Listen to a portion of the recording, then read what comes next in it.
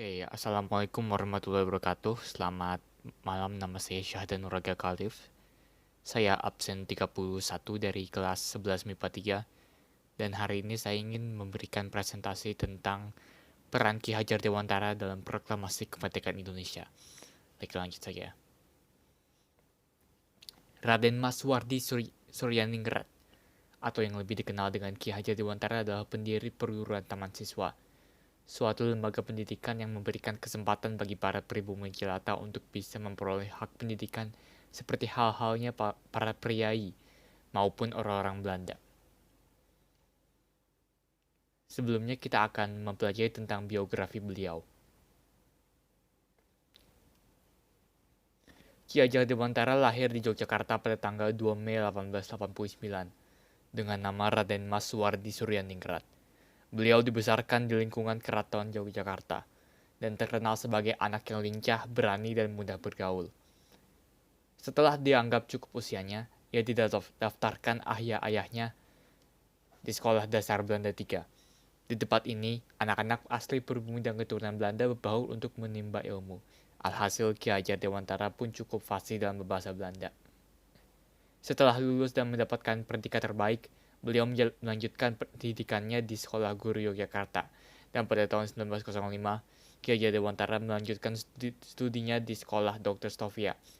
Selama berkuliah, ia aktif dalam kegiatan organisasi bersama sahabat-sahabatnya, keaktifan yang sempat mengkhawatirkan pemerintah Belanda. Ki Hajar Dewantara juga piawai di bidang menulis. Namanya kian populer di tanah air lewat tulisannya yang cukup berbobot dan kental dengan nuansa perjuangan serta pembelaan untuk kepentingan rakyat. Terkadang tulisannya juga menyisipkan kritikan terhadap kebijakan pemerintah Belanda. Karyanya yang berjudul "Seandainya Aku Seorang Belanda Mampu Mengusik Pihak Belanda". Akhirnya, Belanda geram dan menjebloskan Ki Hajar Dewantara ke penjara, tepatnya di daerah Pulau Bangka.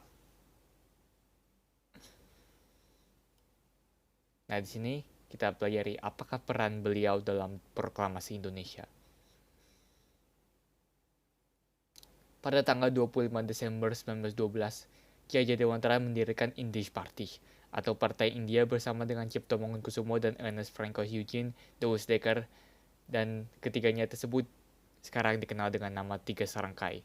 Sebelumnya beliau sempat aktif di seksi propaganda Budi Utomo untuk mensosialisasikan dan mengunggah kesadaran masyarakat di Indonesia pada waktu itu mengenai pentingnya persatuan kesatuan dalam berbangsa dan bernegara. Organisasi ini pada masanya bersifat radikal dan merupakan partai yang menuntut kemerdekaan total Indonesia dari Belanda.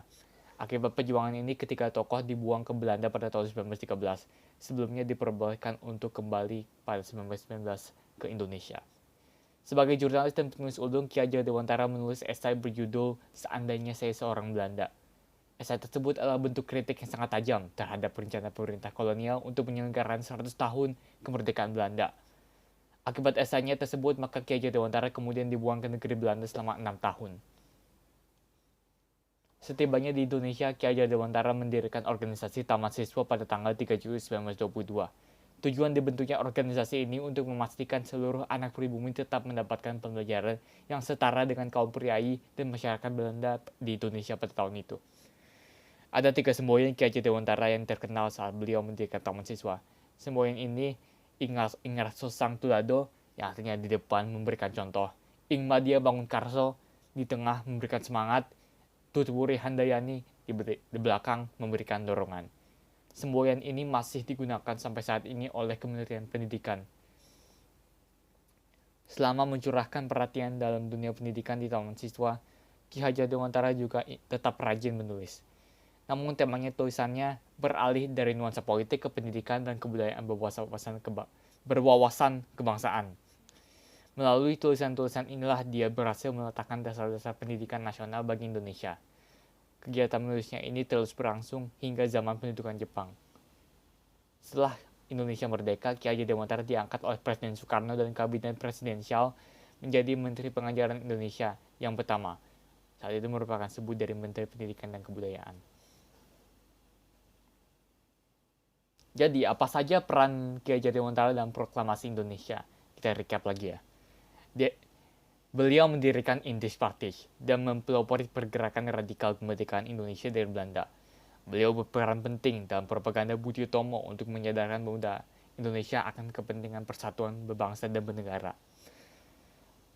Menulis seandainya saya seorang Belanda sebagai kritik pada pemerintahan Belanda dan mendirikan perguruan siswa sebagai tempat pendidikan dan pembelajaran bagi pemuda pribumi Nusantara. Sekian adalah presentasi saya mengenai peran Ki Hajar Dewantara pada Proklamasi Indonesia. Jika ada kesalahan, mohon dimaafkan. Segitu saja. Wassalamualaikum warahmatullahi wabarakatuh.